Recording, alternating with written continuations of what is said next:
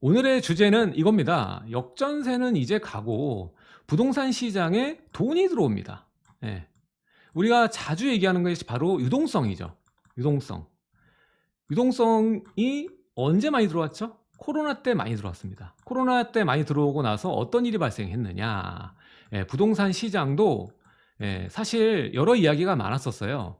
한창 이제 올라갈 때, 그때 2019년 이제 그 기점으로 해서 일본의 뭐 화이트 리스트에서 뭐 배제가 되고 경제 상황이 안 좋고 반도체 시장이 어쩌고 저쩌고 하면서 시장 상황이 조금 뜨뜨미지근했었잖아요. 그래서 이때 19년 기점으로 해서 이 상승론에서 하락론으로 돌아서신 분도 꽤나 많아요. 유명하신 분들 몇 분도 이때 이제 이제는 상승의 에너지가 끝났다라고 판단하고 얘기했던 분들이 굉장히 많거든요. 2019년에.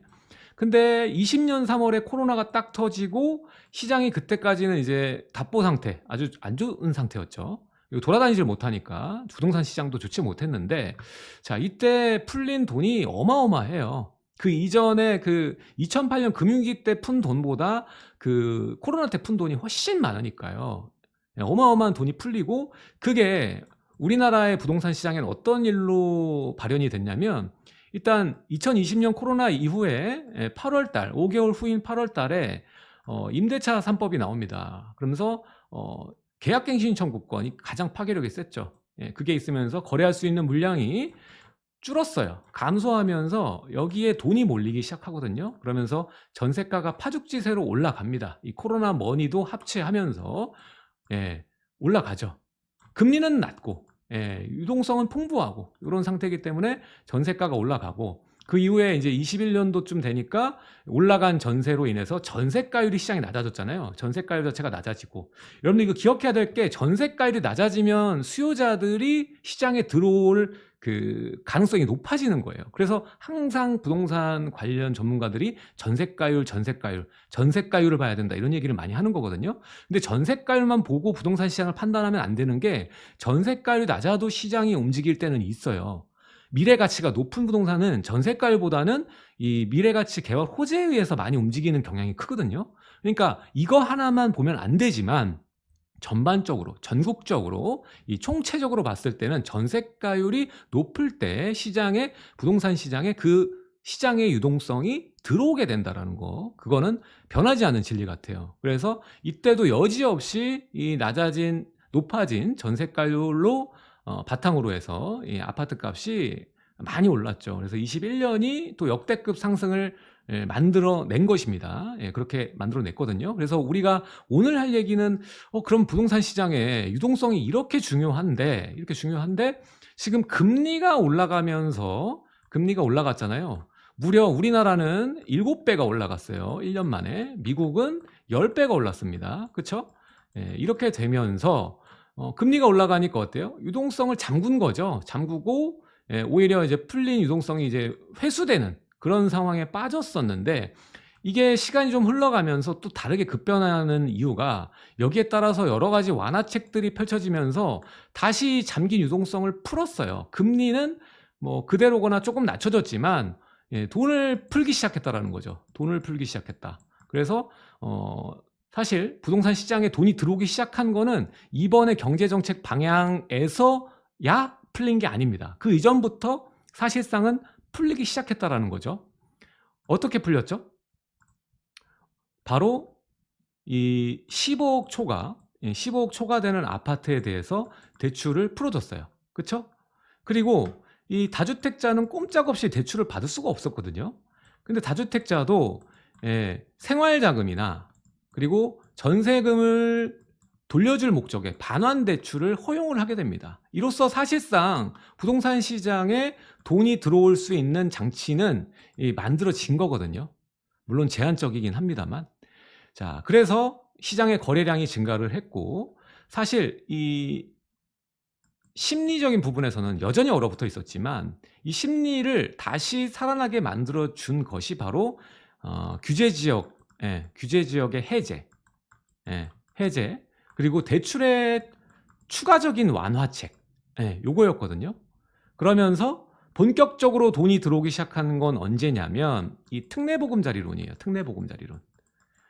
특례보금자리론을 써서 새로 집을 마련하시는 분도 많았고요. 그리고 기존의 대출에 대한 대환을 하시는 분들도 많았어요. 그리고 생활 자금으로 쓰시는 분들도 있었습니다. 자, 그러면서 시장에 이미 돈이 들어오기 시작했고, 이런 모든 게 하나의 그 해소책만 있었던 게 아니라 이런 정책적인 부분과 대출적인 부분이 혼합되고, 그러면서 심리를 다시 살아나게 만들었다. 그리고 시장 상황, 예, 이 매매가가 많이 떨어졌단 말이에요. 이게 또 제일 중요하죠. 매매가가 조금 더 아니고 30% 40%가 급락을 해요. 몇 달 만에. 두세 달 만에 그 장난처럼 30% 40%가 확 빠집니다. 자, 이건 유례를 찾아보기 힘들어요. 금융위기 때도 이렇게 빠지진 않았거든요. 그래서 IMF 수준과 같은 수준이다, 뭐 이렇게 표현을 하는데, 결국에는 그 이후에 시장 완화책들을 통해서 결국 시장이 다시 올라왔거든요. 다 해결이 되고, 예, 버티고 하면서 회복이 됐기 때문에 우리가 지금 앞으로 봐야 되는 거는 어떠한 정책의 방향성이 시장을 또 움직일 것인가, 이거를 꼭 알아야 돼요. 우리한테 이득이 되는 쪽으로 움직이면 되는 겁니다. 어디로 돈이 흘러갈 것인지를 파악해야 되는 거예요. 예, 이게 굉장히 중요한 겁니다. 자, 어쨌든 이 부동산 시장에 돈이 들어온다. 그래서 이미 들어온 돈이 있었는데, 저는 이 돈 말고, 기존 돈 말고요, 추가로 돈이 시장에 들어온다라는 거예요. 이 돈은, 지금부터 들어오는 부동산 시장의 돈은 투자 시장에 들어올 겁니다. 예, 투자 시장에 들어올 거예요. 그래서 투자 시장이 활성화될 거다라는 얘기를 해드리고 싶어요. 그래서 지금 역전세 상황이 조금만 해결되잖아요. 그러면은 역전세가 문제가 아니라 투자의 관심도가 굉장히 많이 올라갈 겁니다. 예, 우리가 그래서 주목해야 되는 거예요. 자, 지금 현재 상황, 이 역전세는 각오라는 얘기를 먼저 했는데, 이전에도 한번 얘기 드렸었죠. 지금 매물이 급감하고 있어요. 자, 22년 말을 기점으로 해서 지금 매물 수가 떨어지고 있습니다. 그래서 지금 현재 매물 수량이 임대차 3법 나오기 직전의 수량하고 비슷한 상황이에요. 오히려 이때보다 적어요. 언제랑 가장 비슷하냐면 딱 21년 하반기, 예, 이때쯤이랑 이제 비슷한 수준으로 물량이 내려왔어요. 그리고 중요한 얘기는, 물건이 줄어드는 이 상황, 물건이 이렇게 폭감하게 되면은 전세가는 무조건 오를 수밖에 없어요. 무조건 오릅니다, 이거는. 매매 시장하고는 달라요. 매매 시장은 다릅니다. 매매 시장은 매물이 줄었다고 해서 무조건 올라가지 않습니다. 하지만 전세는요, 매물이 줄면 무조건 올라갑니다. 이건 미래 가치가 반영되지 않은 가치고요, 현재 가치예요, 철저하게. 따라서 물량의 개수가 절대적인 의미를 지니게 됩니다. 예, 어떠한 자산의 그 형태를 봤을 때 이 전세라는 포지션, 이 자체는 렌트 시장이잖아요. 렌트 시장이니까 렌트 시장은 철저하게 개발 호재고, 뭐 여기 뚫리고 이거 다 상관없단 말입니다. 다 상관없고, 지금 물건이 몇 개인데 이 지역에 이거 하나로 가격이 정해지는 시장이라는 거예요. 그랬을 때 지금 전반적으로 매물수는 감소되어 있다는 겁니다. 그것도 폭감 수준이라는 거예요. 그래서 전세는 올 하반기 보시면 알겠지만 올라갈 거다라는 거예요. 예, 이게 일단 첫 번째고요. 두 번째, 이미 지금 1개월치의 그 수치를 보면요, 우리가 이제 한 주 단위로 결산을 하는데, 한 개월치를 보면은 벌써 반등 중이에요, 전세가. 특히 어디 가장 많이 빠졌기로 유명했던 단지들이 모여 있는 지역. 예. 지금 송파구 일대 보시면 거의 2% 정도 상승을 했어요. 예. 이 전세가의 2% 정도 수치면 굉장히 많이 올라오고 있는 상황이라는 거고요.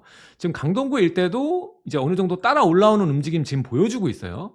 아마 조금 지나면 강동구도 전세가가 좀 오르지 않을까라고 판단을 할 수 있겠고요.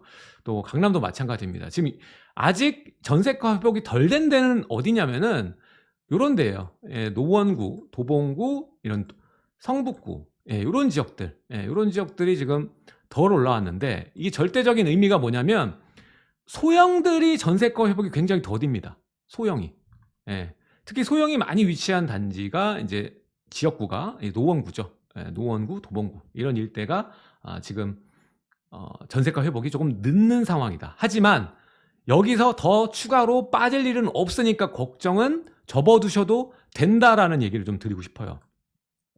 자, 일단은 송파구 일대 지금 2%가 올랐으니까 보면요. 자, 보시죠. 지금 전세가, 매매가 모두 반등을 기록하고 있는데, 지금 매매가 7월에 거래된 게 이제 23억대예요. 우리가 많이 빠졌을 때가 언제죠? 이제 19억, 20억 이때잖아요. 벌써 3억 이상 이제 올라온 모양새를 보여주고 있고요. 굉장히 빠른 반등세예요, 이거는. 우리가 많은 그 하락론자가 어떻게 얘기했죠? 이 역전세 해결은 언제까지다라고 얘기했죠? 24년 가야 된다라고 얘기를 했어요. 24년.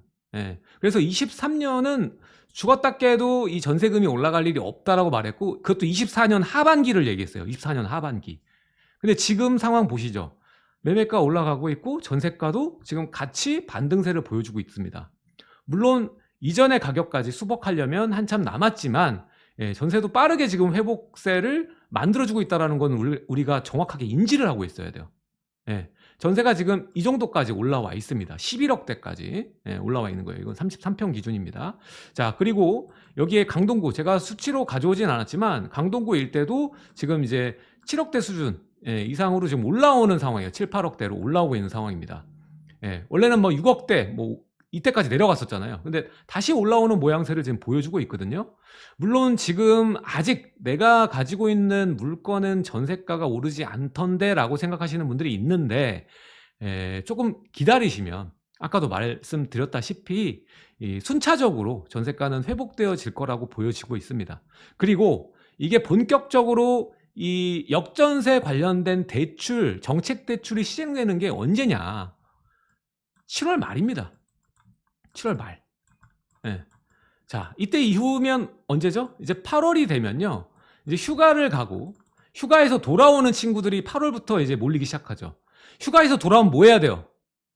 이삿집부터 찾아서 계약을 해야 돼요. 자, 그 시점이 이제 오게 될 겁니다. 그래서 8월 하반기부터 9월, 10월 되면 이 전세가 회복이 이 지금까지 과연 전세가 회복이 될까라는 생각에서 전세가 회복세가 두드러지는 모양새를 여러분들이 목도할 수가 있을 거예요. 최소한 이제 서울에서는.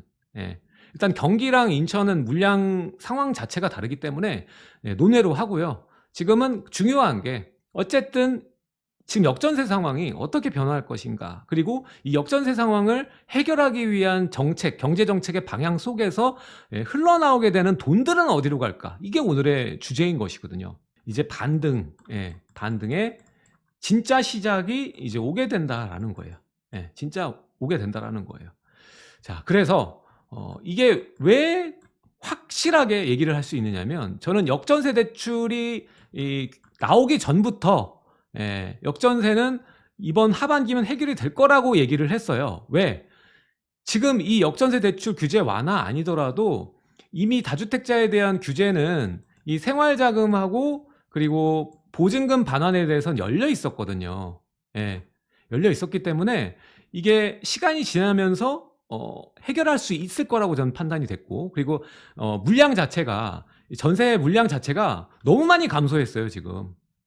그래서 물량 감소와 이런 다주택자의 역전세 대응이 어느 정도만 이루어진다라면 올라갈 거라고 전 예상을 하고 얘기를 드린 거였는데, 생각보다 더 빠르고 큰 회복이 나올 것 같다라는 거예요. 그 이유는 바로 경제정책 방향의 선제적인 대응, 역전세를 허용하지 않겠다라는 이 역전세 대출 규제 완화 때문에 그런 것이거든요. 그래서 기존에는 어땠습니까? 이 역전세 해결하기 위해서 물건을 팔아야만 하시는 분들도 꽤나 많았단 말이에요. 물건을 팔아야 되는데 이제 못난이 매물들 팔아야 된다라고 생각하는 분은 많았고, 특히 아까도 제가 예를 들어서 설명드렸지만 많은 수요자분들이 팔아야 될 물건은 당연히 제일 이 못난이들인데, 서울로 따지면 이제 외곽지구, 그리고 내용연수로 따지면 구축들을 먼저 매도를 하고 역전세를 해결하거나, 이 시점에는 매물값이 오히려 떨어지고 지지부진한 상황이니까 오히려 이 가격이 많이 떨어진 상급지를 내 물건을 팔아서 합쳐서 갈아타는 게 어떨까라는 생각을 하는 이 두 부류로 나뉘었거든요. 이 두 부류로. 근데 어떻게 됐습니까? 이미 그 갈아타기를 하려고 했던 상급지는 어떻게 됐어요? 갈아타려고 했던데 상급지, 내 못난이 팔고 접고 합쳐가지고 상급지 가려고 했는데 상급지 어떻게 됐습니까? 회복됐잖아요. 그러면 추가해서 이걸 팔고도 추가금이 필요해. 그럼 포기를 하게 되는 거예요. 그럼 포기해서 끝나나요? 이 물건 다시 걷어들입니다. 팔 이유가 없어진 거예요. 사라진 거예요. 얘가 갔기 때문에. 예. 이미 갈아타기 늦었다. 제가 영상을 통해서 말씀을 드렸잖아요. 이미 상급지는 갔어요. 타이밍에 끝났다는 얘기죠. 타이밍이 끝났기 때문에 지금은 어떻게 해야 되느냐. 못난이를 파실 분들은 못난이를 팔고 좀 더 투자의 잠재력이 높은 부동산을 골라서 갈아태워야 되는 자산 변경을 해야 되는 거죠. 예, 포지션 변경을 해야 되는 상황인 거고, 이것도 타이밍을 놓치면 이 잠재력을 가진 부동산들이 또 올라갈 수가 있습니다. 그래서 이번 타이밍만큼은 갈아타기 타이밍은 놓쳤지만 내가 투자의 타이밍은 놓치지 않아야겠다라는 생각을 반드시 하셔야 돼요. 지금 이렇게 돈이 돌면 투자 시장에 돈이 들어갈 수밖에 없어요, 지금 상황에. 예. 그리고 여러분 생각하는 이 상급지가 다시 잦아들고 내려오는 상황이 다시 나와줄 수 있겠지만 그 타이밍에 또 내가 접어서 쉽게 갈 수 있겠느냐. 왜? 상급지가 떨어지면 내가 팔아야 되는 이 물건이 잘 팔릴까요? 내 물건이 잘 팔려야 될 거 아니에요. 예. 그렇게 되기 어렵다는 거죠. 또 그 타이밍, 갈아타기 타이밍이 또 왔는데 또 놓치게 될 수 있다는 거예요. 그럼 굉장히 안타까운 상황이 또 벌어지고, 예, 사람은 계속 같은 실수를 반복하죠. 그중에 제일 심한 게 갈아타기 실패예요. 예, 계속 같은 실수를 반복합니다. 자, 어쨌든 이 역전세빨, 역전세빨로 인해서 그동안 역전세 심하게 나왔던 그 시기, 전세 찾는 수요도 없고 전세 물건은 많고, 이랬던 시기가 이제 지나왔어요. 지나갔어요. 모든 건 지나갑니다. 그래서 역전세빨, 급매매, 급전세, 이거는 점차적으로 해소될 것이다라는 거예요. 예. 특히 언제? 역전세 대출 규제 완화 7월 말에 나오면, 이게 7월 말에 나와서 받기 시작하면요, 굳이 빨리 파실 이유가 없어져요. 급매매, 이 똥값에 팔지 말라는 거예요. 예? 똥값에 왜 팝니까? 예? 여러분들이 가지고 2년, 4년, 6년을 품었던 그 소중한 부동산을 왜 똥값에 파냐고요. 가지고 있다가. 예. 그리고 급전세도 하실 필요가 없는 거예요.